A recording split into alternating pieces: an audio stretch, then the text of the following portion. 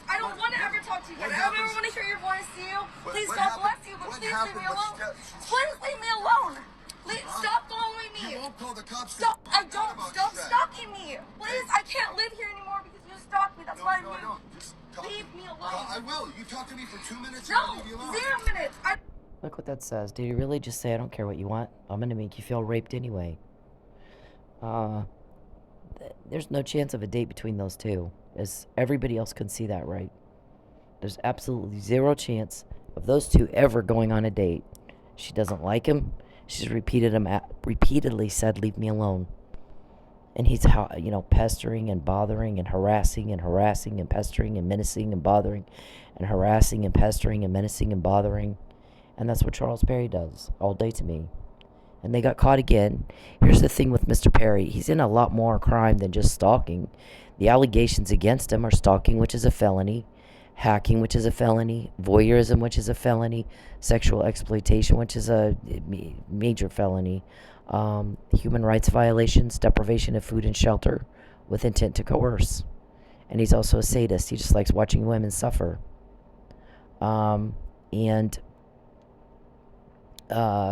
Human trafficking.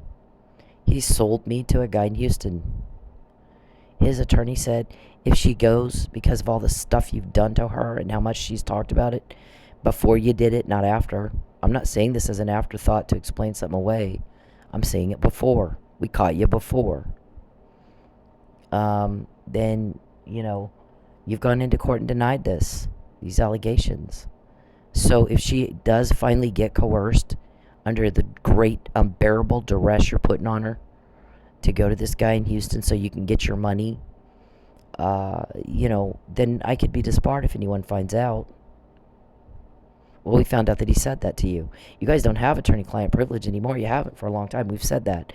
When your attorney becomes a party to the crime, and now he's a co-conspirator, no longer an attorney, there is no more attorney-client privilege. You don't get that. So one night, I'm typing up a brief in the lawsuits that I filed against them, that they went into court, ex parte, did a little backroom deal, and got it dismissed. There's countless of these hearings that were scheduled, and all of a sudden everything was just dismissed, including a few that Mr. Perry was not to be connected to, like my landlord. If he didn't call the landlord and say, find a way to kick her out, there would have, he wouldn't care. But he did call the landlord. They recorded him talking to him. He's got leaks, wiretap order type deals, whatever surveillance court order they have to have. I'm not told exactly how all the details of that. I'm not told exactly how they get the information. I'm just told we've got court orders for surveillance, and he's got a lot of leaks because he's pissing people off. He's a monster. He makes people very uncomfortable. David, Calvin, Lucius, they all do. Very uncomfortable. We get help. We're quoting you every day. We got people's names like Calvin, who's bald and fat, Lucius. I've never met these people that I know of. Geppetto, your witch. Sanjay, your hacker. Beverly. Melanie, who's that? Who's Monique? Muffin Man, that's a nickname. Who's that? Andrew, Lawrence, Richard, Dickey, James, Ruben. That I know of, I've not met these people. Maybe James and Ruben. Jeremy, Brian. Is there a Jordan? Who's Jordan? So, over and over and over, we're getting information nobody else has. We've got your code words. You think you go around telling everybody, oh, we're Weeble Wobbles. We'll wobble, but we never fall down. Right? You guys got these daycare code words. And then Hansel and Gretel means to lure the victim to somewhere where you're going to cause a problem for them. A big problem. You use those problems to intimidate them into cooperating with you. It's called coercion. That's a very serious crime. Witness tampering, victim tampering, very serious crimes. Title 18 of the United States Code 1512 and 1513. Obstruct justice, tamper with evidence, plant evidence, tamper with the jury, tamper with the judge. You took Judge Cummings duck hunting. There's just countless of these where I sued, the burden of proof is on me, and they make sure I'm not in court. Not even there. It's not fair if both parties aren't there to participate in the court proceedings, and the court proceedings aren't legal. So, because they do this to me, when they do it to me, they get caught. And Mr. Perry acts like he has no idea what that means, that we have all this stuff. Pin the tail on the donkey. You got the victim in custody. Right? Ratatouille. You have one of your guys take us to dinner to try to get personal information out of us. Rumpelstiltskin. Did she finally agree to be coerced? Did she let her hair down? I'm sorry. Rumpelstiltskin is trying to get the ID. Get the real name. Get the ID. Confirm that's who that is. Make the proper ID. Identification. Rumpelstiltskin. Get the name. I used to have guys come into my work. I had one guy come into my work. We used, at a strip club, dancer names. Kept telling me, say your real name, say your real name. And he was very drunk. And I said, we don't tell people our real names. And he said, I'm broke. I'm so broke. And they told me they'd pay me, those guys sitting outside, told me they'd pay me a couple $100 if I can get you to say your real name. Please just help me out here and tell me your real name. And I was like, you're off your nut. I got it marked off. He was so drunk, I don't think he knew what he was saying. That he was giving up that information. Just like that, just said it. I'm so broke. They told me those guys sitting outside told me they'd give me a couple $100 if you'll tell me your real name. So how many guys did you pay to go do that? That's Rumpelstiltskin. Rapunzel is when the victim agrees to be coerced into being trafficked. When you finally beat us down so bad and take every fucking thing we've got and there is just nothing left. That we're finally, doing one illegal thing after another, till where we finally agree to be coerced. And now your attorney's going, you've gone into court and denied all her allegations. I get the information first, before you do it. I have for 7 years, every day, all day long. Mr. Perry has no fucking idea what I just said, or what it means that we have that, or what it means that we can do that, or what it means that it's different when he does it to me. No idea. Completely responds in the most inappropriate, bizarre way. You're just going, wow. Wow. Talk about cuckoo bird. Talk about cuckoo bird. When he pesters her and takes her money, things do not go well for us, his guy said. And Charles Perry has no fucking idea what that even means. Not a clue. We found out he's got Huntington's disease. It causes cognitive reasoning impairment. You can't figure stuff out like when you do X, Y happens. So if you don't like Y, stop doing X. He can't do it. He can't put that together in his head at all. He can't. Huntington's disease eats up those wires, I guess. Psychosis. He's a psychotic nutbag. Diagnosed. And hallucinations, delusion, and paranoia. So, years ago, our shrink is telling me the reactions that I'm seeing are so far way out there. Weirdo, way inappropriate. And I'm just reading through his emails. And his responses are 2 to 3 sentences, 3 to 5 words each. We haven't done that since first grade. This is inappropriate for a professional to respond to people like that. So, what I believe is the case is that he's not understanding what the email to him says. He doesn't understand what they're saying to him. He's just responding in the best way he can. He doesn't know what the person said. It's not clicking. So half of them don't even make sense. So what's causing that? I'm asking her, the things that he does are so sick and twisted and bizarre. Why is he not embarrassed? Everybody else is. Why is it not embarrassing the hell out of him? And she said, I'm telling you, I believe him to be severely mentally ill and severely mentally retarded. He doesn't know he should be. Doesn't know. Has no idea.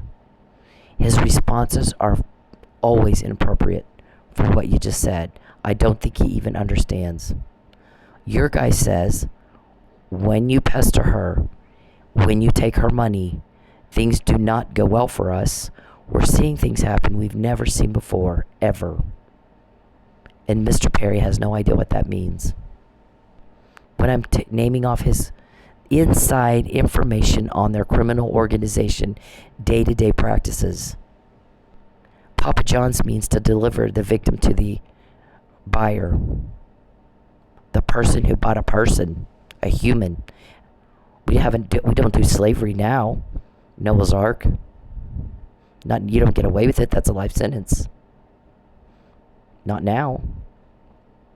Billions of dollars are being poured into fighting human rights violations and fighting human trafficking. Billions of dollars. So, when we quote you every day, what is it you think that means? You act like you don't know. You don't know what it means that we have the inside information on your crime, like your code words. Lucius, come on. Calvin, really? What is the best you can do to be the bitch of a sex weirdo, or are you just a sex weirdo as he is? So we've got those code words that they use. You know, Rapunzel, did she agree to go be coerced? Did Rapunzel let down her hair? Pin the tail on a donkey. Do you have any other victims that have that kind of information inside your criminal organization? What does it mean that I have it? You don't know, do you?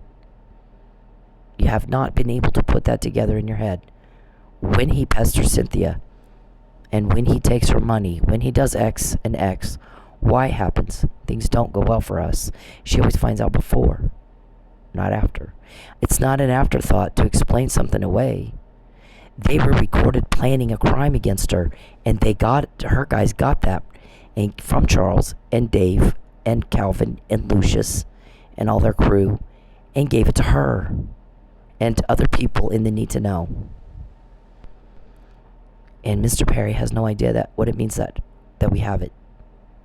Not a clue. So countless plans have been made with the delusion that I'm going to react a certain way. And everybody gets all shocked and dismayed when I never react in that way. And it's been 7 years of this every day. And nobody understands why they are shocked and dismayed still. We're going, wow. No cognitive reasoning. None. What does it mean that I have your code words?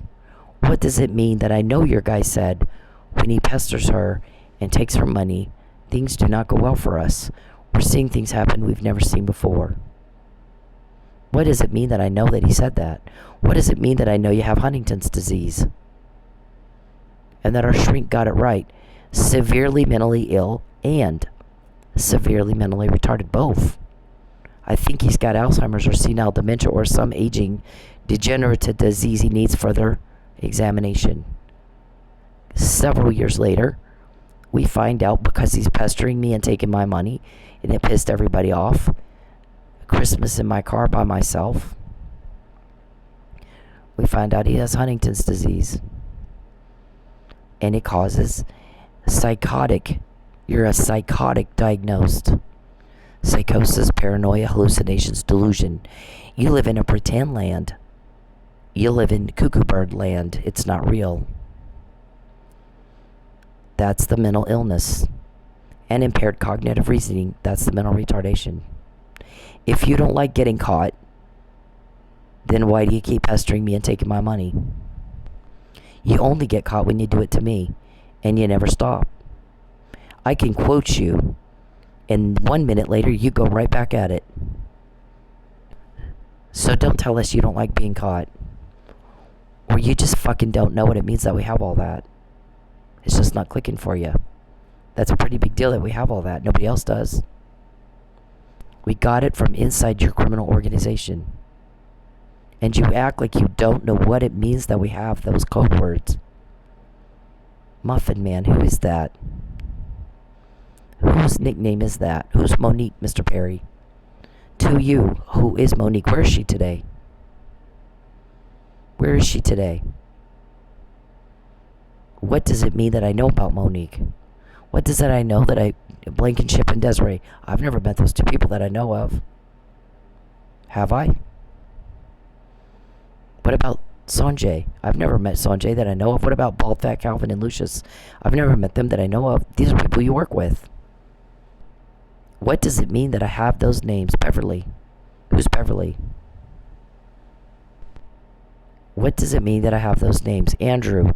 Lawrence. What does it mean that I have those names? Who are they? I've not met them as far as I know. What does it mean that we find out before? For the first time in your life, we're quoting you while you're planning it in your meeting. And you don't know what it means that we have that? And when you contact me, my guy said, do not, in March 2020, you are not to invade her privacy anymore. You're not to contact her or her family in any way, shape, or form, directly or indirectly, ever again. Do not contact them. And he just did it again. Mr. Perry likes to get caught and doesn't know what it means that we can get inside information. We're getting help and nobody will tell him who, how, what, when. Nobody's helping him. They're helping us. Because he's causing people to feel deeply disturbed and like throwing up. He's that sick and twisted. He's that sick and twisted. And she's not to be broke again. You get that club full of paying customers because you ran everybody off that has money to send your guys in with a canned food. You don't get to do that. You get Mike Neely home because we all know he didn't do that murder. We're telling everybody he was drugged. And we said it, Mr. Perry, in March 2020. We were the first ones to say it. He was drugged. He didn't do it. There's no way. Guess what? Depositions weren't taken till May. March, April, May. Can you count still? You can't count anymore, can you? You're an accountant and you can't count anymore. How many times was your crime caught before you did it to me? And how many after? He just did it again. Mr. Perry, I'm not a criminal, and you know that. Stop. If I was a criminal, I mean, you're trying to frame me for everything on the planet. You're taking my cigarettes from my work. You know what my guy says? You know what he said about that? Were you asking Lynn today what kind of cigarettes I smoked when I was 18? We heard you ask Lynn today, do you know what kind of cigarettes she smoked when she was 18? And he said, I don't know. I think it was Marlboro. And you said, was it regular or menthol? And he said, I don't remember. Were you asking him that? Because you want to plant cigarettes to frame me for something. See, if I was a criminal, all you do is collect the evidence that's there. You don't alter it. You don't plant it. You don't try to frame somebody for something. But you need a cover up and a lie. So you've been trying to do the false arrest thing to me for years. Because you need it to cover up your crime. You like accusing other people of what you do. But when you do that to me, you get caught. Did you ask Lynn or who did you ask? You asked somebody today, when she was 18, do you recall what kind of cigarette she smoked? And he said, I think it was Marlboro. He's wrong. Sometimes I smoked Marlboro, but not always. And then he was asked, was it regular or was it menthol? Did he know? We heard you guys say it was recorded. What does it mean that we have that? I'm saying it now. You're sitting around having a conversation about planting the right kind of cigarettes at a crime scene so you can get your second false arrest. And you got caught today. It's April 19, 2023. Mr. Perry's typing in my phone, we have your blood and hair evidence. But why do you need that? To plant it? My guy goes, they're collecting your cigarettes from work. By the way, that's on I texted the waitress about it.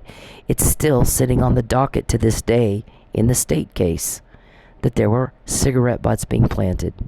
I'm sorry. Yeah, collected from my workplace and planted somewhere. My guy goes, if you're going to plant cigarettes at a crime scene, you only need 2 or 3. They've got bags of them. So that flagged everybody off that something's up. So we start digging to find out, why are they doing that? What do they need her cigarettes from her work for? They're fixing to plant them, Sin. Had you only gotten 2 or 3, nobody would have caught something's up. When we found out that you're doing that, I started switching up my cigarette brand all the time. I still do.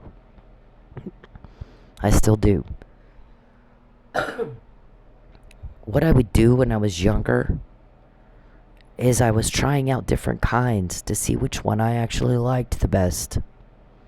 So sometimes I smoked Marlboro. Sometimes I smoked a whole nother kind. Sometimes it was regular, sometimes it was menthol. Because at that time I had just started smoking and I really didn't know what I liked. Right? Now, once we started finding out that you were taking my cigarettes from my work to plant as a crime scene so you could frame me for a crime I did not do, then I started switching them up again. It was different all the time. On any given night, which one was I smoking? Do you know? Yeah. You get caught when you do the crime to me.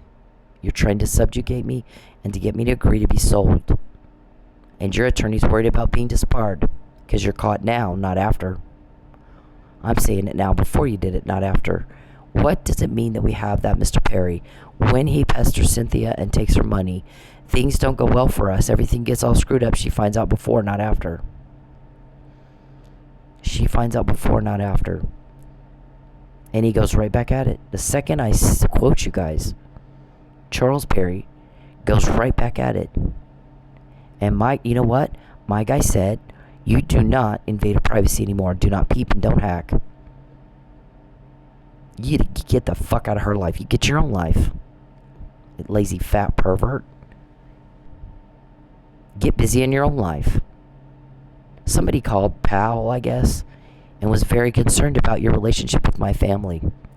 He's inserted himself into her life, and she won't have a damn thing to do with him. 11 times I saw protective orders you had to buy your way out of. He's pretending he's living in her life, living in her world. He's that pathetic. And he's talking about her family, and I'm a little concerned about him. Because when you hear him talk, it's like he thinks that's his family. I'm concerned. He's not in reality. That is not his family. That is her family. He shouldn't even know who those people are. I never introduced you to my family because you're dangerous. In fact, I said stay the fuck away from my family. So did the guys helping me. He said, you give back what you took and you get out. In response to your bribery and your threats. You're all about threats and bribes. I'm going to starve you until you lie. I'm going to make sure you make no money and deprive you of food and shelter until you lie for me and cover up my crime. And my choice was I'll starve. And I did. I'm heavier now because during that process, probably towards the end of last year, beginning of this year, my guy says, listen, I know you got bills to pay and you're trying to pay them. Right now, he's barely letting you, make enough to buy tuna. Hacking your Dasher app and crap. You have your people call in and take pictures with their doorbell cameras. Because stalkers do that. They take pictures of the victims. They go where the victim is. I'm not in Texas. I'm in Oklahoma. I came to Oklahoma because this is where my family is. If my family lived in Idaho, I'd be in Idaho. If my family lived in Nevada, I'd be in Nevada. If my family lived in Florida, I'd be in Florida. I came to be with my family and to get the fuck away from you. I had to move twice. I left Lubbock in 2013, November. And then I left Texas in September 2014 because you made my life a living hell everywhere I went. Once I got here and you started doing it here, that was the end of that. And these guys, see, all I was supposed to do was get you elected. And these guys helping me said, would you like to move again? I said, no. Let's get him. Let's just get him. So he decided to use me as bait. Since you can't leave me alone, let's just collect the evidence of it and put him, just let it pile up. He goes, if you can handle it, what I'd like to do is let it pile up so high we bury him in everything he's done. Bury him in it, all of them. I'm going to arrest all of them at the same time. We're going to bury him, all of them, in everything they have done to you. When he pesters her and takes her money, things don't go well for us. We're seeing things happen we've not seen before. What does that mean, Mr. Perry? You don't know, do you? You have no fucking idea what I even just said, do you? No, don't even make sense. Huntington's disease causes severe mental retardation. Why isn't he not embarrassed? He embarrassed the hell out of me. He's embarrassing the hell out of everybody else. But he's not one bit embarrassed by the weird, sick, twisted, fucked up stuff he does to people. I'm not the only victim. You think I'm the only victim? I'm not the only victim. He's done this all his life. And he got away with it until he started doing it to me. And he doesn't understand what it means that it's different when he does it to me. Doesn't care, I guess. So she said he doesn't know he should be. I said he's mentally retarded, severely mentally retarded. Not a little bit, a lot. Not enough, though. He's contacting me right now. What did he just say? Get out of my phone, Charles. Get out of my phone. No one's going to help you. Never have, never will. They're helping us. We're getting the help, you're not. What does it mean that we're getting the help and you're not? Do you know what that means? You don't know, do you? You can't put that together in your head. You can't do it, can you? Can't do it. Can't figure out what that means, that we're getting the help, we're getting the information, and you're not. You have leaks, we don't. You're making people very uncomfortable, we're not. And you can't, and that's why we're getting the help. And none of that clicks for you. You have no fucking idea what I just said, do you? Nope. You can always tell by your reactions they're wrong. You always give the wrong reaction for what was just said. Like this guy. I don't stop. That's okay. I don't. 6 times she said, leave me alone. If you're in a bar and a guy does that to a girl in a bar, the bouncer kicks him out. He's gone. They don't put up with that. And this guy doesn't understand a word she said. Leave me alone. That's not hard to understand, is it? Doesn't get it. He started talking about her clothes. Nobody asked you, bitch, what you think about her clothes. No one asked you. We don't care to hear it. She said, leave me alone, so leave her alone. Act like you understood the words she said. And you got to repeat yourself over and over. These stalker types, they got wires missing. They're not all there. Leave me alone. I don't want proof of this. Please leave me alone. Please leave me alone. Leave me alone. Please. Just talk to me for 2 minutes and I'll leave you alone. Oh my god. It's too damn early for this shit. Leave me alone. How do you dress like this? What are you a prostitute? Why do you dress like that? None of your business, bitch. That's not what I said anyway. What did I say? Leave me the fuck alone. I don't want to talk to you. Leave me the fuck alone. When Charles Perry pesters Cynthia, and when he takes her money, things don't go well for us. Do you not understand the words no, not, don't? It's like those words you don't understand what those words mean. Your reactions indicate you have no fucking idea. Mind your own business, butt out. When we get the information, it is never up to you. We've always controlled the flow of information. You are calling around asking about what cigarettes I smoked today so you can plant the right ones. It's been duly noted for the record in your criminal case already. It was earlier today, I don't know, 4 o'clock this afternoon. When you do the crime to me, you get caught. When you do the crime to me, you get caught. When you do the crime to me, you get caught. And we only need one. We only need one conversation, we got you. There's the premeditation. There's malicious aforethought. There's criminal intent. And if you want me to lie, you know it's a crime. You want it covered up. That disqualifies you from going into a court of law and asserting the insanity defense. You don't have it. Because the insanity defense involves the knowing it is a criminal act. And when you start asking people to lie for you and putting unbearable pressure on them, and didn't offering a bribe, then what happens is you've expressed your knowledge that you're committing a crime. You just want everybody to cover it up for you. You've not lost a thing. None of you have. I've lost everything I own. More than once. My home. Every fucking thing I own, they took. My one car. All my clothes. All my family heirlooms. All my dishes. Everything. All my jewelry. Everything's gone. They took everything. And for months, I ate twice a week. I might snack, like I might be able to afford a $1 bag of almonds or something. Or a $1 box of cookies. But otherwise, an actual meal. Twice a week, in a bath twice a week. Sleeping in my car for the first time in my life. Because Mr. Perry was carrying out the threat to starve me until I lie. I'm going to put such unbearable duress on her. She feels she has no choice. We're going to take her driver's license. We're going to take her computer. We're going to take everything.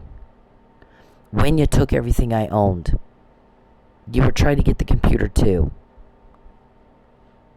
You were trying to get the computer too. I managed to grab that on my way out. The computer's how I do my college homework. Right? I'm almost done. How many men sit around and try to figure out how to make me fail? One woman. How many men try to sit around and make one woman fail? I'm going to tell you something. We absolutely attract to ourselves what we want. We absolutely attract to ourselves, into our lives, exactly what it is that we want. I wanted to be like my granddad and to relieve suffering caused by crime, or anything for that matter. My granddad taught me that power is in serving others. His name today is on the front door of the police station where he was the police chief in Roswell, New Mexico. He helped set up those stupid alien museums because it brings all kinds of money into that town. He was there when the incident occurred. My granddad was a police officer and he was in the Air Force. You don't know who I know. You don't know who I am. You don't have a clue. Now call the Air Force and see if it's them and tell them stop stopping your crime. Charles actually thinks that I hint at it and then I'm angry at him. That he's not able to pick up on my hints, and nothing is further from reality than that. There are no hints. There's never been hints. That is more of his delusion bizarro. If somebody is destroying your life, do you honestly want a hint to help them stop the people that are keeping it from being worse than it already is? But when you got impaired cognitive reasoning, you're not going to put that together. I have zero motive to help him. No one's helping him. They're helping us. You have leaks. We do not. What does that mean? Not a clue. He won't know. So in response to the bribes, the threats of I'm going to starve you until you lie, I'm going to kill you, I'm going to have you false arrested again, you're going to lie for me or else. And I have an enticement too. I got this guy in Houston. You can go live in his house and suck his dick and everybody I bring to you. And let yourself be used. Actually, type that in my phone today. Let us use you. Hold your breath. I'll get right on that. So, no is no. We have our shrink thinks you have there's a thing called asphasia that Bruce Willis got that makes it where you can't understand what people say. Certain words, you don't know what they mean. You don't know. And that Mr. Perry might have a little of that too. Don't know. Do not. It's not clicking for him. He doesn't get it. He doesn't know what you said. Honestly, doesn't know what you just said. When he pesters her and takes her money, things don't go well for us. If you do X and Y happens, why would you keep doing X if you don't like Y? And he does it every day, all day long. You got leaks, we don't, because you're making people very uncomfortable. If you're doing something that is illegal, that means it's something that makes people uncomfortable. They don't like it, and they want you in jail, so you have to be stopped. You have to be stopped. I want to tell victims, you're safe now. He won't hurt you anymore. We slayed your dragon. You're safe now. And so, You're not just an average criminal. There's a bunch of you. And you're as deep, dark, wicked, mean, creepy, sick, twisted little fucks, sadist on the planet. No normal person could think of the shit you do. When has your doll solved a problem for you, Mr. Perry? When did it get you a date? What problem has it ever solved? Your little dolly that you sit around playing with all day? Your little blow-up doll that you used to pretend you got a love life? It doesn't. It makes things worse for you. Much, much worse. A whole lot worse. Right? So, you can't put that together because you're mentally retarded. That's what the shrink said. Huntington's disease, that's what that is. When you pester me, we found out you had Huntington's disease. When you pester me, and when you take my money, we found out Calvin's name, he's bald and fat. When you pester me, when you take my money, we found out Lucius's name, and Geppetto's name, and, that you wanted my cigarette brand when I was 18. Here's the thing with my cigarettes. I think when I was 18, I smoked 1 pack or 2, maybe. And then I didn't smoke again. On my 21st birthday, I went to a bar with some people I worked with and some of my friends. And I got drunk. It was my 21st birthday. I got drunk. Not completely off my, off the rails drunk. I was just a little tipsy. But there was a pack of cigarettes sitting in front of me. And I started smoking them, and I've been smoking ever since. I wish I hadn't. But I did. So I actually was not 18 when I started smoking. I was 21. I smoked a couple of packs here and there when I was 18, but not very much. I didn't really smoke until I turned 21. So call anybody and everybody you want to call and see if they can recall what kind of cigarettes I smoked and when and which brand on what day. Was it regular? Was it menthol?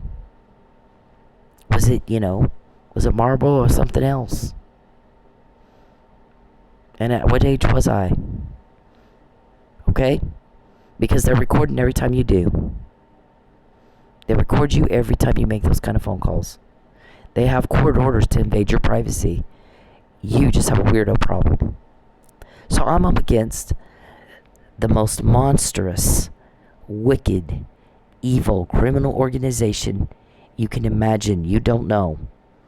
They killed a cop and maybe a United States Supreme Court judge and gave it no fucks at all. They don't give 2 fucks at all. They gave it no thought at all. Blatant, brazen, flagrant violations of the law, day after day after day after day. They will go in and murder and not think twice about it. Mr. Perry never has remorse. His only question is, how did you find out? Who told? That's his concern. That's the question I get asked every day, all day long. Who told on me? No empathy, no fucks given for the life he just took and the family he just blew up. And the little kids whose hearts are busted and they will never be the same. And you don't care about anything but who told. And he sees nothing wrong with that at all. So I'm up against wicked, wicked, wicked like that. And a lot of hurt people and a lot of blown up families that at some point, because that's what I want and that's what I've attracted to myself, I'm going to get to tell those people, you're safe now. We slayed your dragon and he will never hurt you again.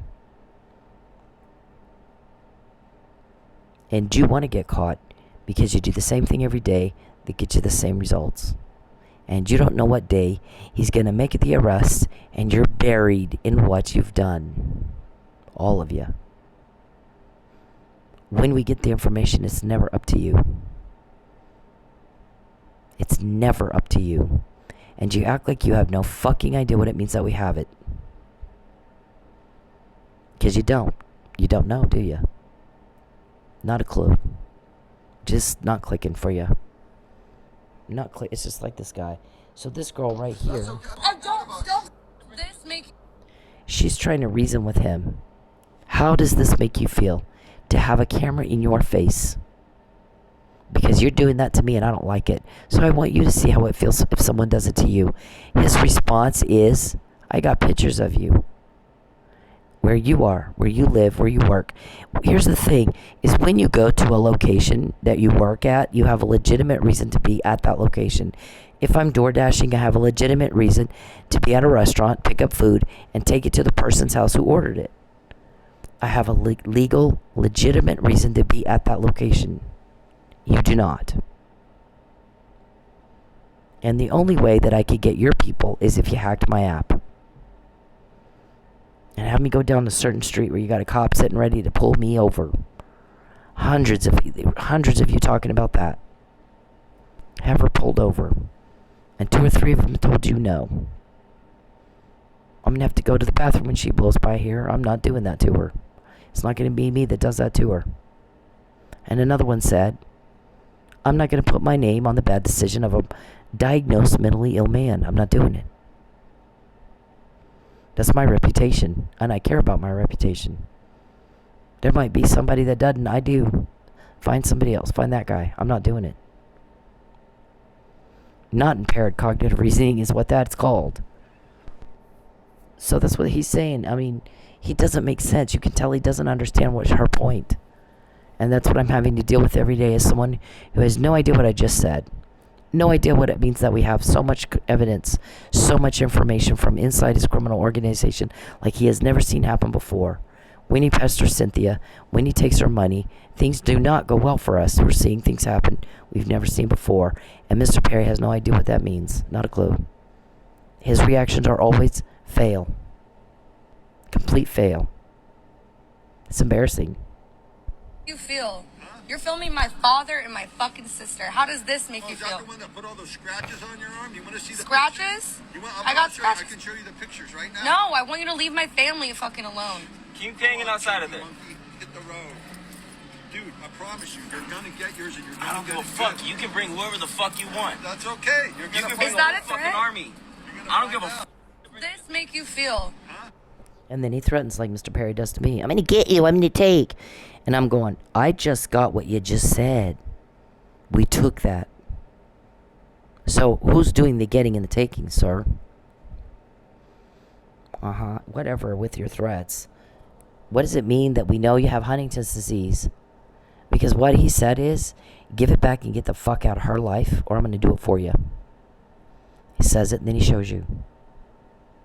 He says it, and then we know you hired a hitman. Right around that time, right around in March, April.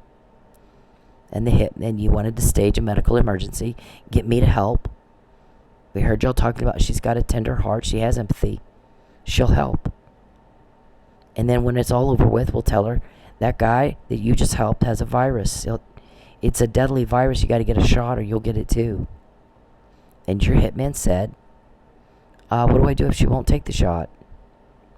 And you replied, make sure she takes the shot. You tell her she'll die if she doesn't. And then we're going to tell her family that it was just an unfortunate allergic reaction. They'll be okay with it. They'll be okay with that. Because when you do the crime to me, you get caught. When you do X, Y happens. If you don't like Y, stop doing X. And cognitive reasoning, right there. It's not hard. Everybody else can figure that out, and you can't. Can't keep up, can you? It's legit cuckoo bird. Alright, so this was from today. He was asked, are you trying to make her lie? And he said, we've never asked her to lie. We want her to tell the truth. You're putting a lot of stress on her. Well, it's a bad economy. And the person replied to you very logically, very reasonable response. Either way, it sounds like you'd like her to change her story. You're going to title it a lie, truth, whatever. Then she's going to label it a lie, a truth, or whatever. But the bottom line is, you're trying to force her to change her story. Is that correct? You're putting a lot of stress on her, and duress, hardships. You're making her life hell, trying to make her change her story. And you said, it's just a bad economy. But what you said is, Mr. Perry, that right now you believe her to be lying and you'd like her to change her story and tell the truth. So, is that not true? Is it true or not? Do you want Ms. Ortiz to change everything she said all these years, under oath in court, in every brief she's filed, every affidavit, every legal document that she's filed, everything she said? You want to completely change all that and say what you call the truth. You want her to change her story. Whatever label you want to put on it, whatever label she's putting on it, your intention is to make her change her story. Because that's what you want. You don't like her narrative. You don't like her story. And you want her to change it to be what you want.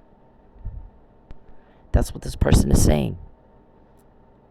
There's dates and times here that Mr. Perry's not explaining to my satisfaction. It doesn't make sense. It doesn't add up. We're getting it before, not after. And you don't know what that means. You don't know. Because if you knew, you'd shit yourself and leave me alone. You have no idea what it means that we have this right here. When he pesters her, when he takes her money, we see things happen we've not seen before. They don't go well for us. We plan something and she never reacts like we think she's gonna. Or she just, we want to Hansel and Gretel her out to the club so we can false arrest her off the stage. Oh no, she found out. Now we got to do it in the parking lot. Right? We always find out before.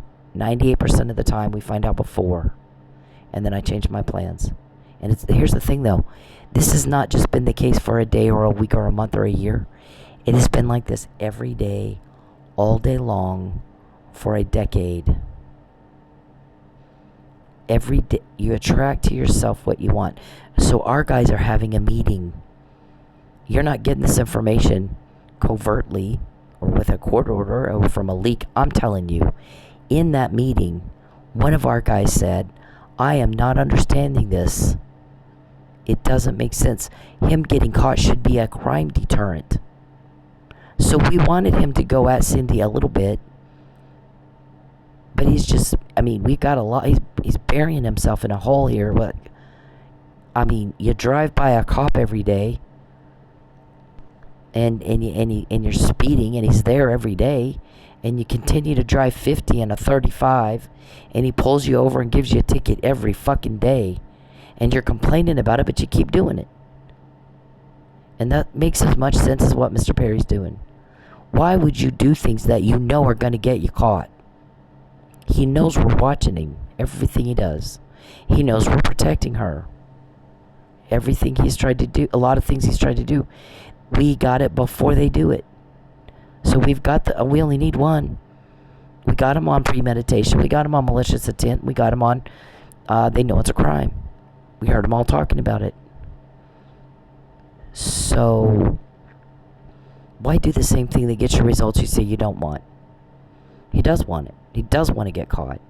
You attract into your life what you want.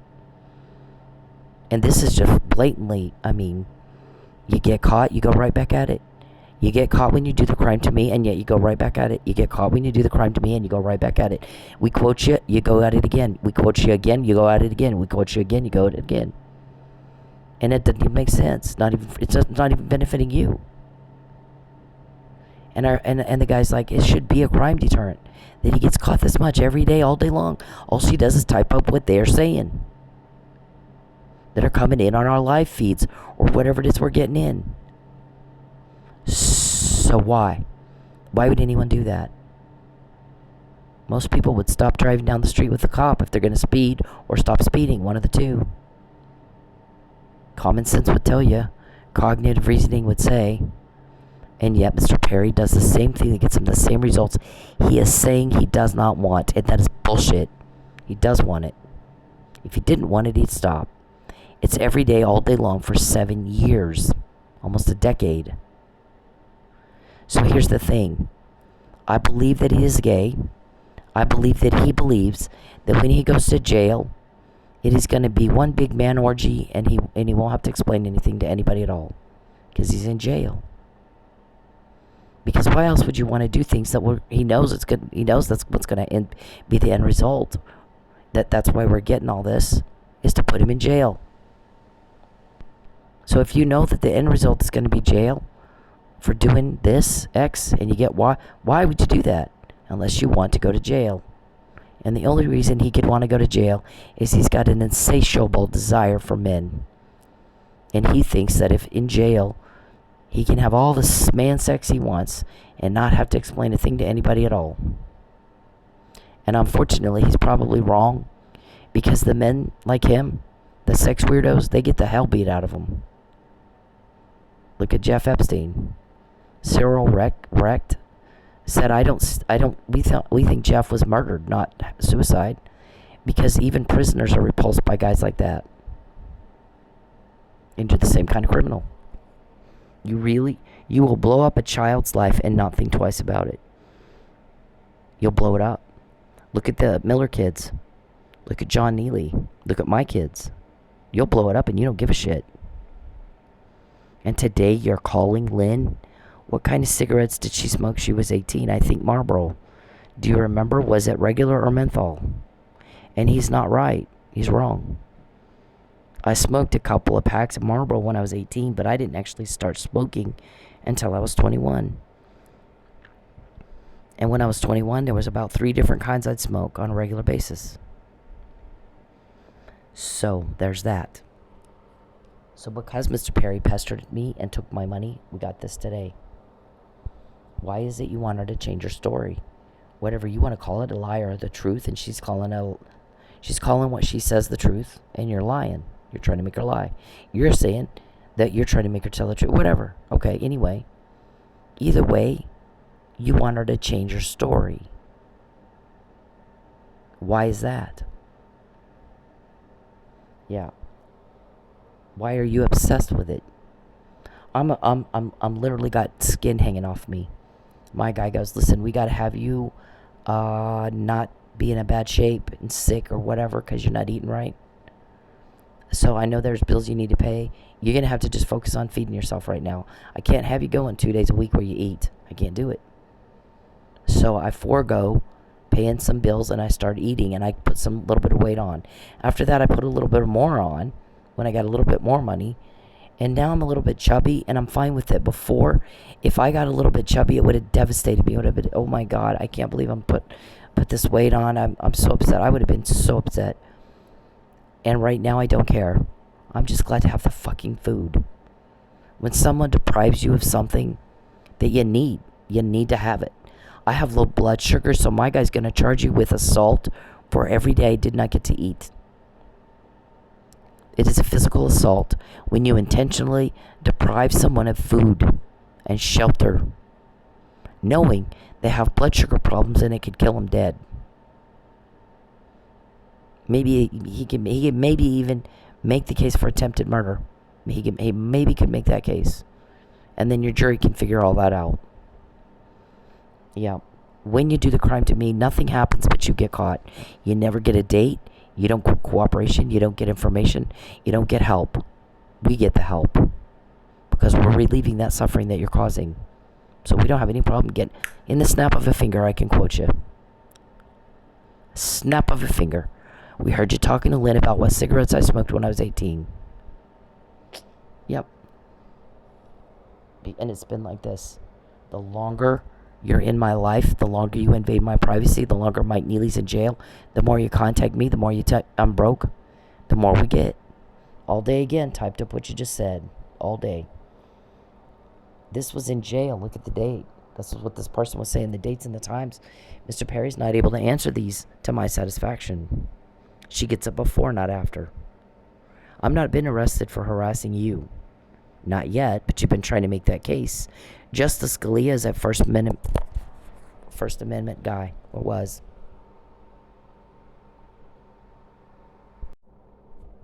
Justice Scalia was a First Amendment guy.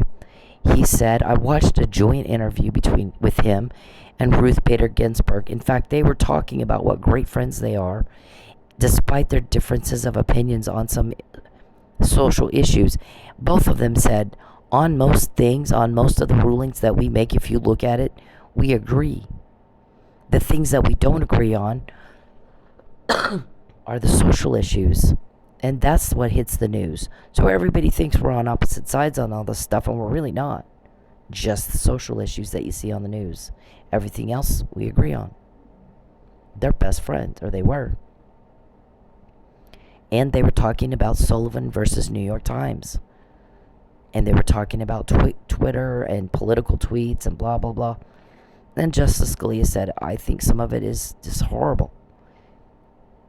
And we had the flag burning come before my court, and I decided, if I'm king, hang the guy. But I'm not king. It's constitutional, freedom of expression and free speech for the guy to burn the flag. So you clearly saw that as well, or had a good feel on what the Supreme Court was going to do if you sent me home and harass the hell out of me and do things like get me fired and take my money and take my car and my homes, call my landlord and have him kick me out, wreck my car, have somebody wreck my car, call Brandon up at the Flying J and tell him she's coming to take a shower today. We obtained that information illegally. When she comes up there, call us so we can take her car away. He did that. You did that on January 18th. There's an email about it. There's a recording that goes with that email. And I went up there on the 19th to take my shower instead of the 18th because we heard that conversation. And meantime, we get that out there. And sure shit, the 19th, they did exactly that. And I got another I told you so. And then you'll complain that I'm harassing you when you get told on. That was your plan. It's documented in 2018, but actually, it was the first thing I told my attorney, Ted Hogan, when he picked me up from jail. This is all over the jail, Ted. Guess what? Those people go home, and then that's all over town. In Lubbock, you say something at 8 o'clock, by 8:11, everybody in town knows about it. So we don't know exactly who it is you think you're going to fool. But just while they're planning that, I'm there in jail in Lubbock when Mr. Perry carried out his threats on the first false arrest.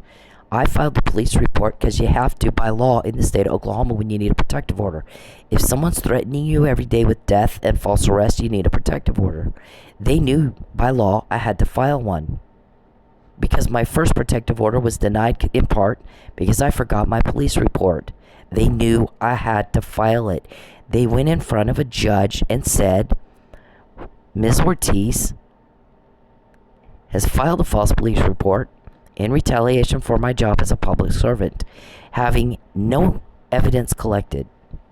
Didn't tell the judge by law she had to do that. And there's no evidence of a political vendetta because you don't matter. I was in politics all my life. You're the new guy. What do I need you for? Whatever phone call you got, it was out of courtesy. No other reason. I didn't live in your district. I had already cultivated relationships. I helped you get elected. So what do I need you for? I didn't do state government reform. I did federal government reform. I didn't need you for shit. I called 20 other people that had been in it for a long time. And you're the new guy. You don't have rapport. You don't have the connections I have. You didn't have. I did not need you. So there's no tweets. There's no nothing. There's Facebook messages in 2011, long before I could have anticipated you were going to go and lie in court. And those Facebook messages are about stalking. And I'm telling your guy, you're threatening me to ruin my business. Like I've done something to hurt your client. I didn't go to the media with this. I went to you with it. And your thank you is, I'm going to ruin your business. You shit me with that, right? You threatened me. Not part of your legislative duties. And you don't legislate in Oklahoma, you legislate in Texas. I moved to Oklahoma to get away from you and not have a conflict and not have any problem. So we got that. I mean, that was all over the jail. Mr. Perry. Justice Scalia dies in West Texas. William O. Ritchie, commander of the murder cops from D.C., immediately questions why wasn't protocol followed when Justice Scalia died in West Texas as it would have been had he died in D.C. where I am, where we do the law enforcement. Why is there a cover-up here? What's going on? Maybe he didn't die of natural causes. Maybe he died of murder. Judge Bader Ginsburg was getting up in age and you thought she was just going to retire soon or something. Didn't need to do anything there. You needed to just get rid of the one judge you believed would go against you when you did this, Mr. Perry. Yeah, it's different when you do it to me. Always different when you do it to me. See? 2017. They want to use me as a test case before the Supreme Court. They're going to harass the hell out of me. Then claim claim they're being harassed when they get told on. They're going to perpetrate a fraud upon the highest court of the land. And the one judge that wasn't going to put up with it ends up dead in West Texas. We're all there at the same time. What are the chances? Yeah, Richie got it right, didn't he? And because of that, Judge Kirkendall said, leave her alone for a few weeks because I think that you're provoking and entrapping her. And I need to rule that out. Fuck the hell off for a couple of weeks. And I'm paraphrasing, she didn't cuss. Right? Was that Judge Kirkendall? We have that because when you pester me and take my money and you do the crime to me, we get more. We find out more about your crime. Nothing else. You got nothing else out of that but the caught. Nothing. We have the help you don't. Get her back to Texas so we can do more harm to her. This is the McNamara email about the first false arrest. Months before the false arrest was in January 29th, 2016. This was sent in October 2015. He's trying to false arrest me, to isolate me from my family and alienate me from my family and coerce me to lie. And at the time, to my son, too, because Judge McNamara was juvenile court, wasn't she? And once I sent this to my ex-husband, he wouldn't let you do it, would he? I got that in jail. Fabian was the man I wanted in my life, not you. It's my choice who I like, not yours. You're just a butt-in, just a pathetic little wannabe. Fabian made me hope. You bring fear and sadness. See the sad, see the boo. Boo is a private joke between my friends and I. You like looking? Look at that, Charles. You little peeping Tom. You like peeping? Peep at that. They got that to me in jail. Wasn't up to you. It's not just those words in the same book or on the same page, but they're arranged just like that. Hope in his name. It's his name, nobody else's name. They intersect. And you're just a selfish little bud in here. Wannabe. Always a wannabe, never the one wanted. What does that say in 2014? What I'd like for him to do is leave me the fuck alone. Had you left me alone, you wouldn't be in the mess you're in right now, would you? If they use me as an example to the other victims, they think they'll just have this sewn up. Never again will a girl give pushback. Look what we did to her. That's what they're trying to do to Sadie right now. They're trying to do it to Sadie right now. They're trying to do it to Sadie right now. Use me to intimidate her. Because David thinks she's a leak and she's not. But he thinks she is. They think they're going to subjugate Sadie by subjugating me. And that was why they made the phone call today asking Lynn what kind of cigarettes I smoked when I was 18. We're going to frame her for a murder. We don't have the right cigarettes. We got to find out what she smoked at age 18. Nothing. I smoked a couple of packs of Marlboros and then nothing until I was 21. Were they menthol or were they regular? When was it? When was that? You don't know. Did I buy the cigarettes or did someone give me them? Was the whole pack Marlboro or was the pack somebody gave me a pack of part Marlboro in a Marlboro box, but there are also other cigarette brands in there too? Do you know? You don't. You're not gonna know. But we've duly noted for the record you made that phone call. I heard the whole conversation. Because when Charles invades my privacy, they invade his. They have a court order. He's got a weirdo problem. When he does the crime to me, he gets caught. And he doesn't know what it means that we have that. Or this. Or this is a judge, Mr. Perry. That is Judge Kirkendall. What does it mean that we have that? You don't know, do you? But you can sit around making weird noises. And playing with a doll all day, watching TV, perverting around. Like a 5-month-old. We think you don't know what the word power means, Mr. Perry. Because a power guy does a whole lot more than a 5-month-old little girl. I promise you, my little granddaughter can watch TV, would make weird noises, and play with her doll all day. And that's all you do all day long. You don't have any alibi, no way to prove that that's not what you're doing. And now today, we got more because that's what you did all day long. Power guys, sir, are getting what you just said to make sure I'm safe. We get it before you do it, not after. They're doing it. All that stuff, making sure you don't find out who they are and that you don't quote their meetings while we quote you and yours and we name your people. That's power. Power guys are doing stuff like getting this to me before you do it, and this to me before you do it, and this to me from a judge, and this to me before you do it, not after. Colin Lynn, what kind of... Oh, the blood in the hair. So there's been a big argument about who is my real mother. Right? We tried to use mitochondrial DNA, but Kathy's not a real mom. Is that true? And Perry's like, we got your blood and hair to plant at the crime scene we want to frame you for. He actually typed that in my phone today. I got power, I can frame you. Duly noted for the record you said that.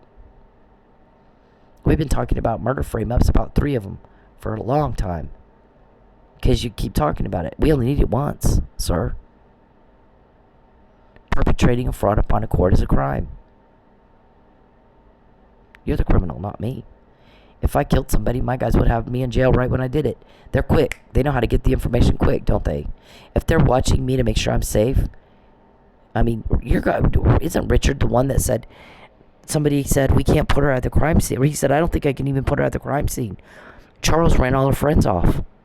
All she didn't know how to do anything. She goes to work, the grocery, the laundry, that's it. She doesn't do anything. She hunkers down all the time. He's always trying to have her pulled over. So she won't hardly go anywhere. So how am I going to put her at the crime scene? It's not like she has friends she hangs out with. I used to. But since I met you, you ran them all off. You alienated me from my family too. She didn't have friends that I can go to and say, have y'all ever been out to this location? Yeah, this XY, there's no friends. You ran them off. So I can't put her at the crime scene even. I can't put her there. You guys get keys to her car. You're watching her in her house while she's sleeping. You can take off in her car. And do whatever you want in it. So the car's been out of my possession more than once too. Because for other reasons, I'm not going to divulge that. So he's like, and the guy says, actually, with a straight face said, she's going to have a public defender. It won't matter. They won't think of that. And Richard, I guess, or whoever it was, said, have you met her? Did you see what she did on Mike's case? She'll think of it, dumb fuck. You dumbass. Who the hell says stuff like that? I don't know. One of Perry's guys that's got impaired cognitive reasoning. So I think that's part of my classwork. I don't know. I need to rule out entrapment. Looks to me like he's harassing her to entrap her. When you pester me, when you take my money, things don't go well for you. You're seeing things happen you've not seen before. And Mr. Perry has no fucking idea what it means that we have all this before. Doesn't know. Or that when you do X, Y happens. So if you don't like Y, stop doing X. It's not been a day or a week or a month or a year. It's been 10 years. This one, August, we got this. August 2019.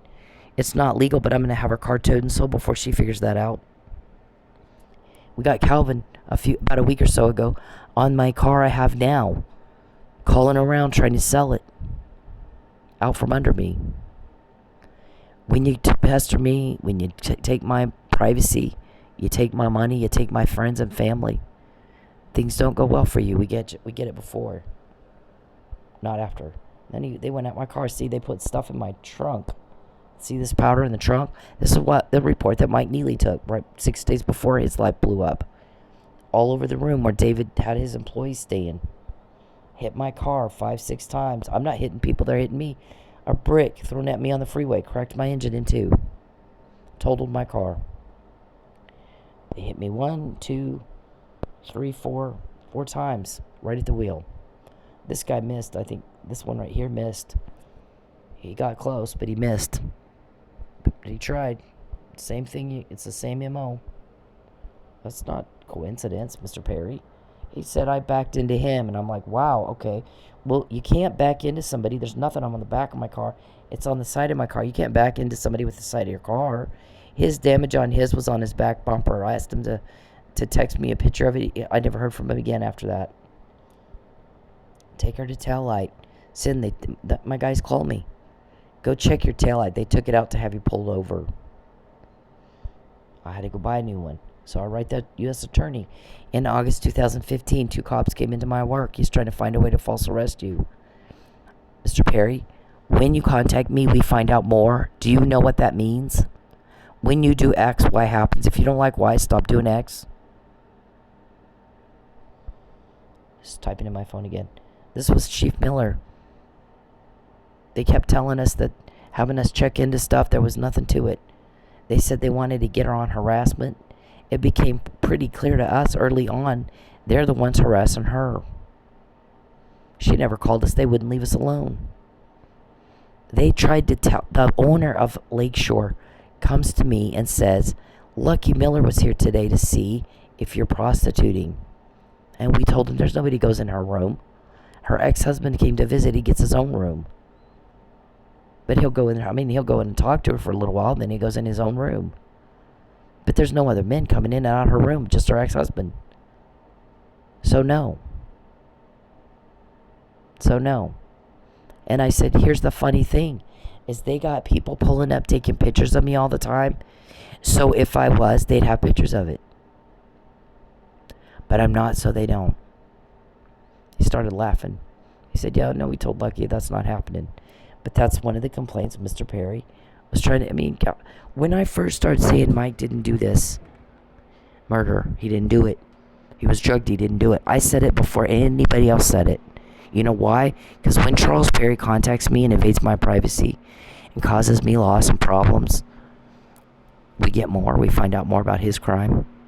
He invades my privacy, they invade his. They got a court order, he doesn't. It's to keep me safe. It's to bury him in what he's done. Let it build up. Here's your shovel, dig away. Let it build up, and we'll bury him in everything he has done. Bury him. He'll be smothered in it. So that's what he's saying. He's wasting my time.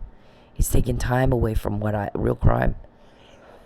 To have me check into something, there's nothing to it. And I'm getting tired. I'm getting irritated at him. We all have schedules, Mr. Perry, and activities. Sitting around acting like doing the same thing my 5-month-old granddaughter can do is not power. Power is, we got your names and we quote your meetings, and you can't say that about us. You can't name one of my guys, you can't quote my meeting. Right? I just told you what one of them said at a meeting. I think, why would anybody do the same thing that's going to send your ass to jail? And he knows that. And he does it, he goes right back at it like a dog to vomit. And everybody's watching him going, ew. Oh my God, how embarrassing. And he's not embarrassed at all. Doesn't know he should be. He doesn't know. Perry starts spreading rumors around Manford that me and Mike had an affair. And I'm like, ew. I talked to the guy all of 30 minutes. And the whole parking lot was full of looky-loos. And Officer Brett Gibson was standing there too. When the hell would I have done that? And the way they were pulling up, taking pictures, they'd have had pictures of it. I don't know the man. Here's what I know. Is I just look at the facts. And I'm going, here's the thing. When you get the wrong guy, the offender's still out offending, making more victims. Duh. Relieve suffering caused by crime is what Granddad taught me. That's my goal. I'm making that. I'm doing it. Nobody's gotten closer to the goal than me. We attract to ourselves what we want. I attracted an opportunity to catch a really, really bad, horrible man. This is also interesting. Years ago when I'm working at Sensations, the waitress texted me. They think you're an informant. There's drugs and prostitution and shit going in those places. Mr. Perry's got his trafficking victims in there, prostituting and selling drugs for him, and David, and all those guys. So, she goes, they think you're an informant. And I'm like, I don't care about that. We got a much bigger fish to throw up on the deck. What do I care about the little shit? I got a big case here that I'm helping with. So, that I can relieve suffering caused by crime, like my granddad did. Only thing that mattered to us is you be the one that gets that one. You be the one that catches stuff everybody else missed. Nothing else matters. You can die happy if you can do that. And you're attracting to yourself what you want. You want to get caught. We still, don't know why. Most people try to avoid jail, not you. You're running at it. Like your life depends on getting in jail. I mean, we're just like, wow, it's so easy, it's not fair. Got to get her kicked out of her home. We got this before. Can't do it because of COVID. Look at the date, 2/9. And look at this date. She did try. We can't do it we can't take her money and make it where she can't pay her bills like we normally do. So what we're going to do is try to do it on smoking. So on the 15th, a few days later, she did try. We got it before, sir, not after. Because my guy said, you don't invade her privacy anymore in March 2020. Don't contact her again. She's not to be broke anymore. You get that club full of paying customers that are normal people. Not your weirdo guys. And not your asshole guys. And not your grabby bitches. And, get Mike home and leave everybody alone, okay? If you can't do it, we'll do it for you. And so every day we quote you, that's what he's doing. It's a process. He's going to bury you in everything you've done. This was my police report. Filed on the 21st in compliance with the law. You don't have a choice. You got to do it. This was the day of my arrest. When was my evidence collected? A blood test to rule out or confirm arsenic. Why didn't Judge Hanson, who signed this, should have said probable cause is required, Mr. Perry. So where's the evidence of a political vendetta? And where's the evidence that the police report was false? When was it collected? How'd you get my police report? Richard, did you give him my police report? Do you always give the offender of the domestic violence offender the police report of the victim? Is that your protocol, TPD? Nope, and he obstructed justice, and I lost my evidence. Here's the thing. Had Mr. Powell intended to go to trial, then he would have collected my evidence. He has a legal obligation to do so, collect and preserve the evidence. He obstructed TPD from doing it, and then he didn't do it.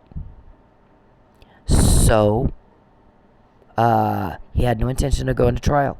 And this whole thing was just to intimidate me and coerce. And the first thing my attorney said is they want you to lie. And I said, you're shitting me with this, right? I just lost my house. You're shitting me with this. They have the nerve to ask me to lie after what they just did to me and my kid, my son. And he said they actually asked me if you'd be willing to allow them to save face. And I said, fuck them. You tell them I said, fuck you. No. No means no. I said no. I said no. I already had the McNamara email. Right? Months before. I already had it, Mr. Perry. But you don't know what it means that I have it, do you? You still, to this day, have no fucking idea what the hell that email means.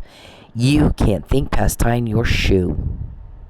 And this has been so easy, it is not even fair. Despite the fact I've had to live in my car and eat once or twice a week and take a bath once or twice a week, it's still so easy. It's not fair because I know what's going to happen at the end of this. I know exactly what the end result's about to be. And they're going to bury you in the stuff you've done. And the lady asked you today, so why do you want her to lie? Oh, we've never asked her to lie. We asked her to tell the truth. So either way, Mr. Perry, what you're saying is you want her to change her story. The label you're putting on it and the label she's putting on it, let's just forget all that right now.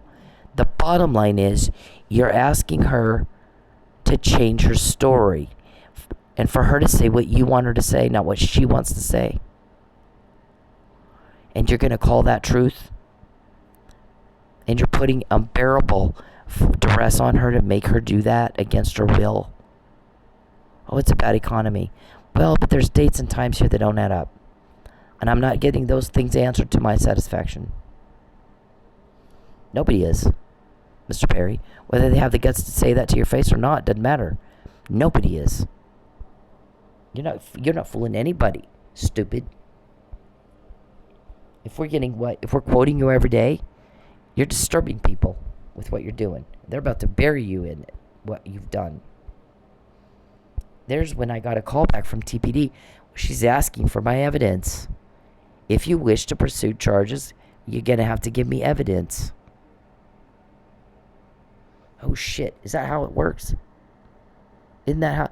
Probable cause is required to make an arrest? Mr. Powell, you got a Cracker Jack box law degree. I'm in criminal justice college in my 4th year. I made an A in criminal law, Mr. Powell. You have to have probable cause that there was a crime committed. You knew good and well I was required by law to file a police report. Look, you didn't see those. TPD didn't see those. Because you obstructed justice. They didn't have a chance to collect it. You didn't bother to try. I'm giving you arsenic. Let your life fade away. Look at that, says Mr. Powell. And they knew that because this one was denied because I forgot the police report. The last sentence says you must file a complaint against the stalker with law enforcement. It's the law. I was domiciled in Oklahoma. I lived in a home. I rented the home. The lease agreement was in my name. I paid utilities, water, and electric. My son was in Sepulpa schools. Our house was one house over from the tennis court where he was captain of the tennis team. On Saturday morning, when other kids were playing video games and bullshit like that, maybe some getting in trouble, my young son was at the tennis court playing tennis with his friends. And you blew that out of the water for him. And he had to go to school and explain to everybody why his mom's mugshot is all over the news. Every night when I went to work, I said, he's threatening death and false arrest. If I don't come home, call your dad and call Craig. Every night I had to tell him that, and I love you. I may not make it back home. When I get arrested, I call him and I go, you know what they've been threatening? Death and false arrest. Yeah. Okay, well, they did the false arrest. I'm in jail. Call your dad and call Craig. We'd already talked about it. I'd already taken the paperwork to my cousin and said, here's what they're threatening. If they do it, you're going to need to take care of Dennis. Here's paperwork. You're going to need this. This is his birth certificate. A copy of his birth certificate. You're going to need these documents. Mr. Perry, when you contact me, we find out more before you do it. Mr. Perry, when you contact me, we find out more. What problem has your fucked up little twisted sick dolly solved ever? Get out of my phone. I'm not having a conversation with you. If I stop and interrupt and say, he's typing in my phone, like he thinks this is a conversation. If I stop and say stop, most of the time he will. When you contact me, we find out more. Ask Calvin and Sanjay. When you contact me, we find out more. Ask Lucius and Geppetto. When you contact me, Mr. Perry, it makes me sick at my stomach, and we get more information. Like your phone call about cigarettes and stuff. Don't complain about it. You asked for it. When you do X, Y happens. When you do the crime to me, you get caught. Nothing else has ever... You've not gotten another thing out of this but caught. Ever. You have no idea what I just said, do you? He'll react. His reaction will be a complete inappropriate fail. Because he won't understand a word I just said. He never does. Mike Neely was drugged. I said it in March. Depositions weren't taken till May. So what do you want me to lie about? The fact that I knew Officer Neely was drugged and said it before anybody else did? Or, Mr. Perry, did you want me to lie about that it was confirmed months later in the depositions? When you contact me, we get more. Stuff like this. Ask Beverly. Where's Monique today, Charles? This was a recording of somebody. Point out for me the marks on Mike Neely that looked like he was in a fight.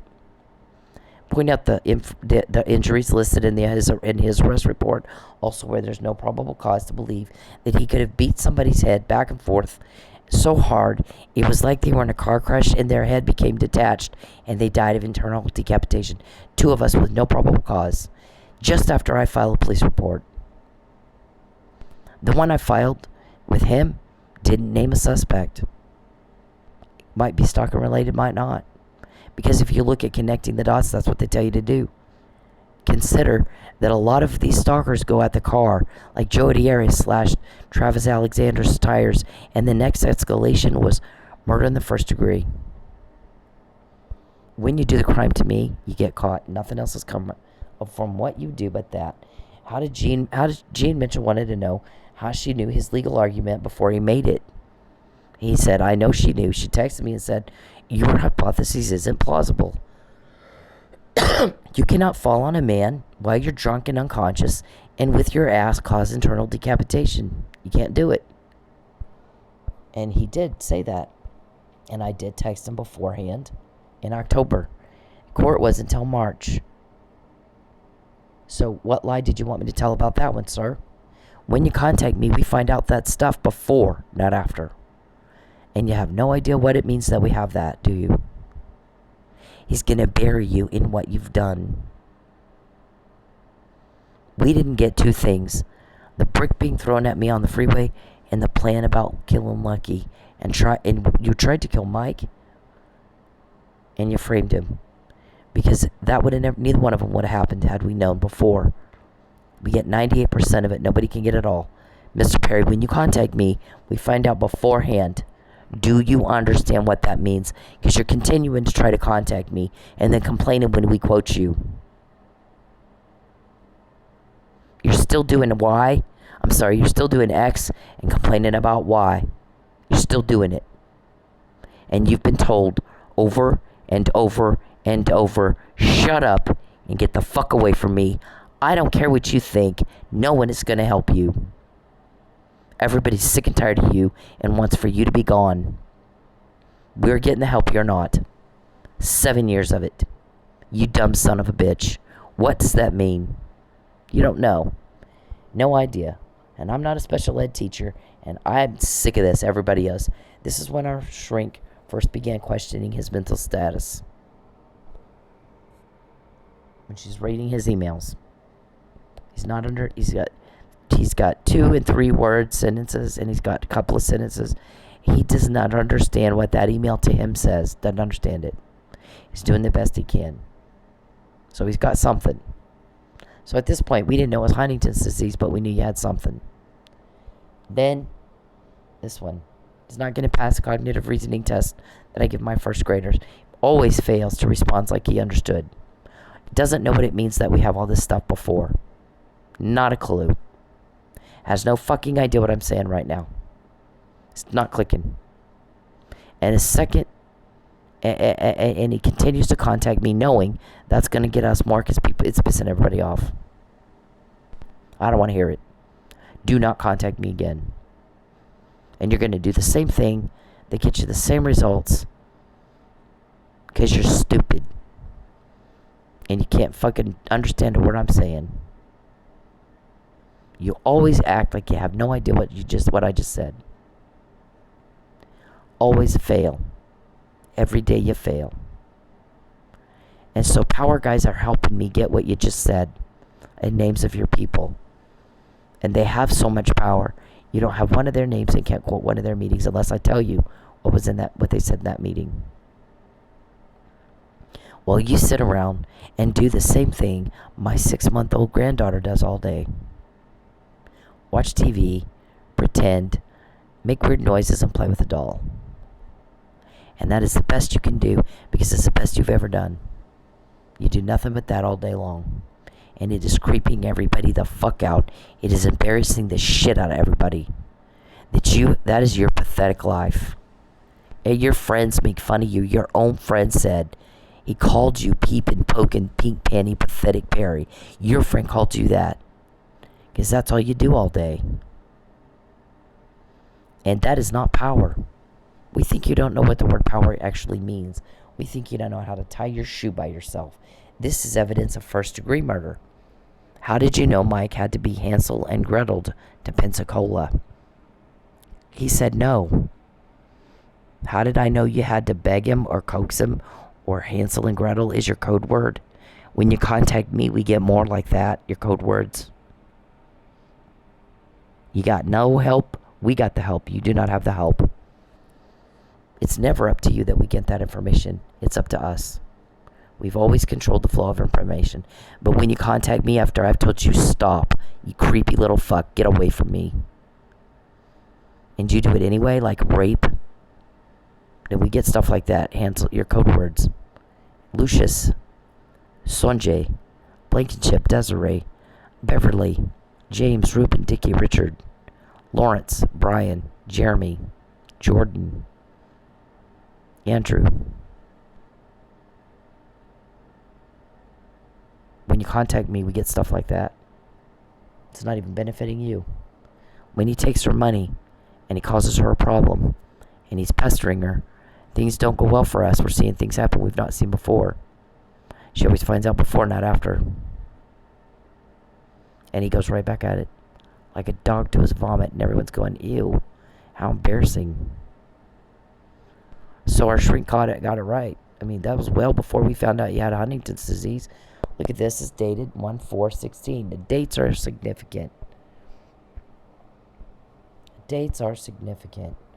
1/4/2016. See that? This is how long Mr. Perry is trying to do the false arrest smear campaign or kill me. My murder and a false arrest is only going to prove he's stalking. It will not vindicate him, as in his crazy head of his delusion, he thinks it will.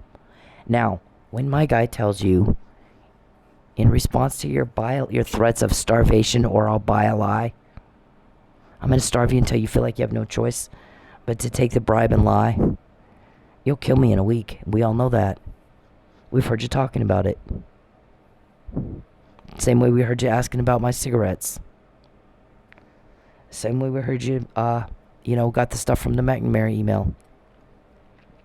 Same way we found out Mike Neely was drugged before anybody else said it. Same way we heard the lady say to you today, why are you trying to make her lie? I've never asked her to lie. I'm asking her to tell the truth. Well, either way you want her to change her story. Whatever label you're putting on it may not be the label I put on it, and it may not be the label she puts on it. But the bottom line is, you want her to change her story. And to say what you want her to say, not what she's already said.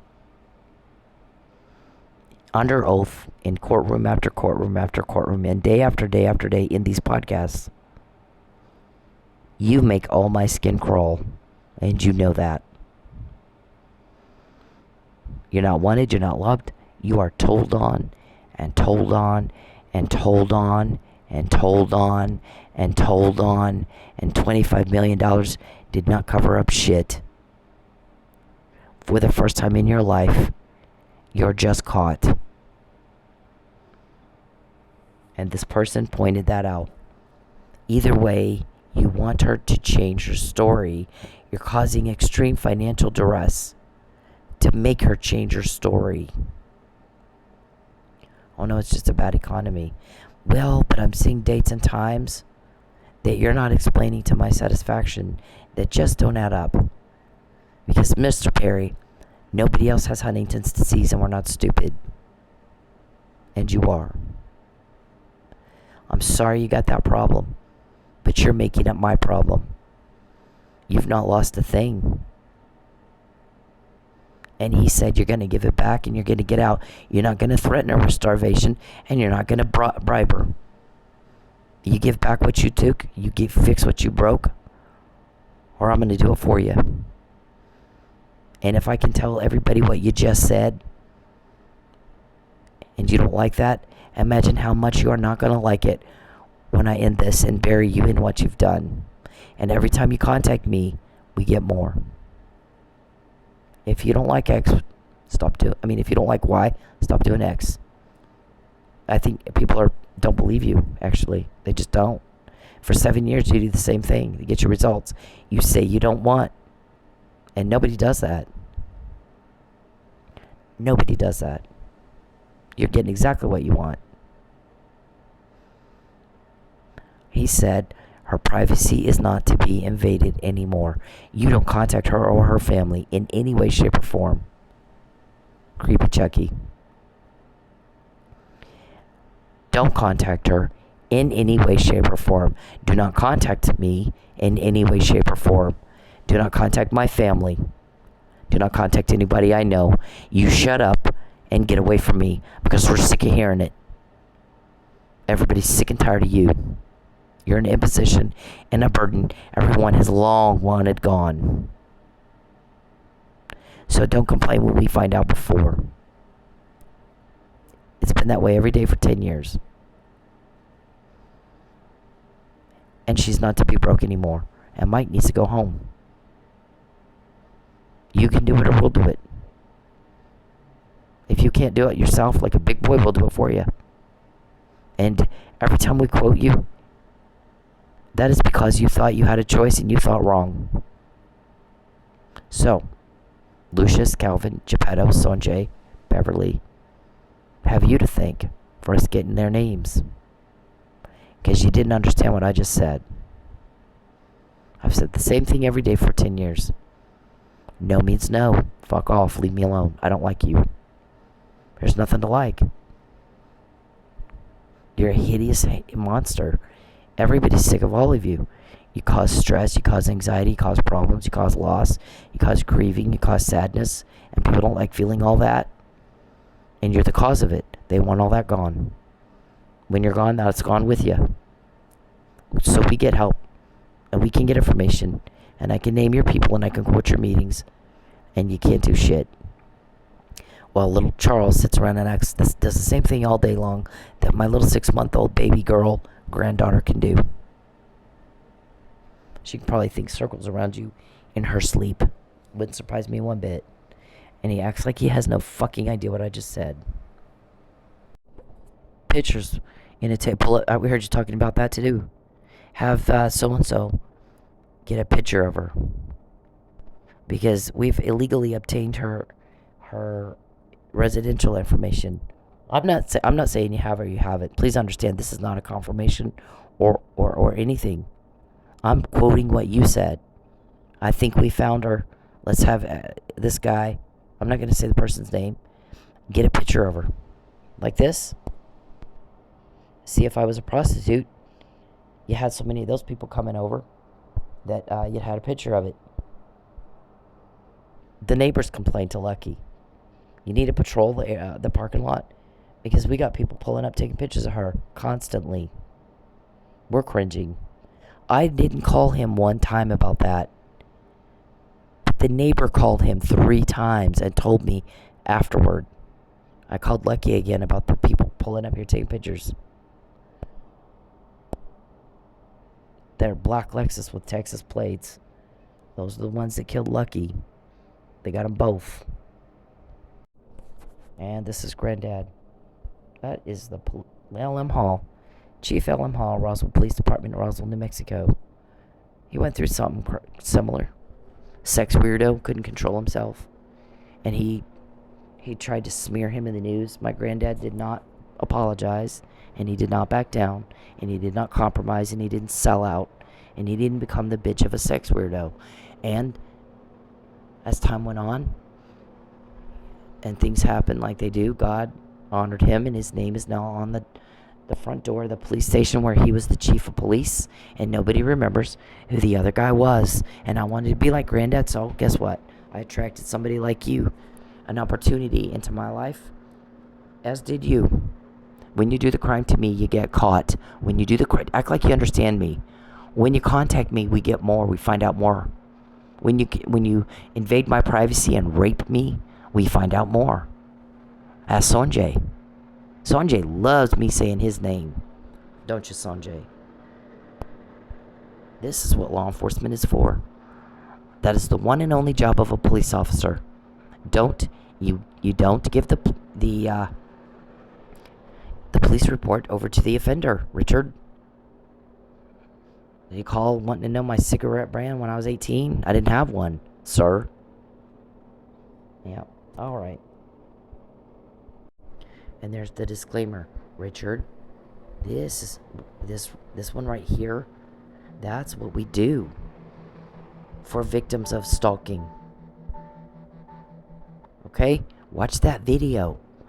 This one is about how stalkers use voyeurism and hacking and cloning of phones and computers to interfere with communications and butt into stuff that's none of their business and get into my checking account and stuff.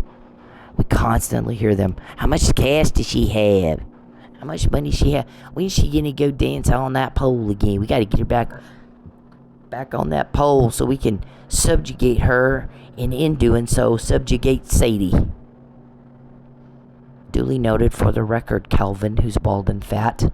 When Charles contacts me or causes a loss for me or pesters me or contacts my family, and the longer I'm broke and Michael Neely is in jail and that club doesn't have paying customers, that Sadie doesn't have to give you shit. It's her money. The more we get, we find out you're Calvin, who's bald and fat, and looking at my checking account, wanting to know how much cash I have. Yeehaw, bunch of hillbillies. Alright, so there's a disclaimer, and I'm going to say it one last time. If you do X, Y happens. If you don't like Y, stop doing X. My guy said in March 2020, you're not to invade her privacy anymore. Get the fuck out of her life. You don't contact her or her family in any way, shape, or form. Mr. Perry, nobody cares what you think. You weren't asked. Connie Curry, I said, shut the fuck up and get the hell out of my life. Get away from me.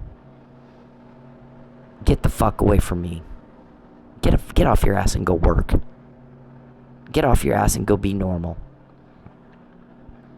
Don't contact her or her family in any way, shape, or form, directly or indirectly. She's not to be broke anymore. Give it back and get the hell out. Or we're going to do it for you. And you won't like it if we do it. And it isn't up to you. Every time we quote you and say your people's names, my guys have power. Power to make sure you don't have their names or quote their meetings unless we want you to quote their meeting. Okay? They'll introduce you when they arrest you. They're going to bury you in what you've done because your conduct is illegal and offensive and inappropriate and bizarre. And we're also being forced to deal with it. And so we're not. We can get help, you can't. It's been that way for 10 years. Leave me alone. I don't want proof of this. Please leave me alone. Hey men, leave women the fuck alone. When they're in public, when they're doing anything, you don't have the right to their attention. You don't have the right to step into their personal space. You don't have the right to them. Especially if they're making it very clear they don't want to be talked to. But even when they're not, unless a woman is giving you enthusiastic and continuous body language and signs that she wants to talk to your ugly dumbass, then leave her the fuck alone. Find a date a different way. Okay? It's not clever. It's not cool. It's not cute. It's garbage. It's absolute garbage behavior, and you're a garbage person if you do it. I don't care if it's in public. It doesn't fucking matter. You don't have the right to her, and you need to leave her alone. And this is Bacon.